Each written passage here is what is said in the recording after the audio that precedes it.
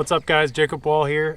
If you guys are interested in following along with my fishing, Jacob Wall Fishing on Instagram and YouTube, I just wanted to share with you a little tip here. Basically what this is the Gambler Ace. So this is one of my favorite stick baits. It's just a standard stick bait, you know, just like your Senko or Dinger or really anything. It's just the Gambler's version. Great little bait. The biggest difference here is these come scented like garlic, which I think matters, honestly. I mean, if you get a fish that latches onto that thing and it, you know, tastes that or smells that or whatever, maybe it's just a confidence thing, but I like it personally. This is just a watermelon red flake, but really what I want to show with you or share with you guys is this little shrink wrap tip.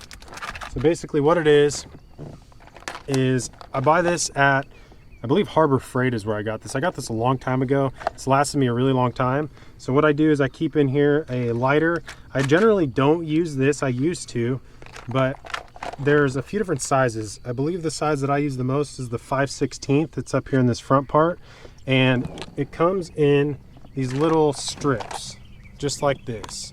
So what I do is I take a pair of scissors and I cut off a chunk about yay big, and that's hollow on the inside. So what you do is you take your ace and you slide it into that tubing right to the middle section, and then you've got two parts that are kind of folded from when it was flat. So what I do is I kind of pinch one of those folds. I'll unrig this one here so I can show you guys how simple it is. So I pinch one of those folds there. I take whatever hook I'm using. This is just this 1/0, I believe, or size 1 split shot drop shot hook. I go right through the tubing on both sides. And what's so cool about that is most guys that run the O-rings or your standard wacky rigging, you know, ring, you've got the hook facing the other direction. So it's facing, I guess, parallel with the worm. The way I rig with this shrink tubing, it's perpendicular with the worm. So when the fish eats the bait, you get a good hook in the fish.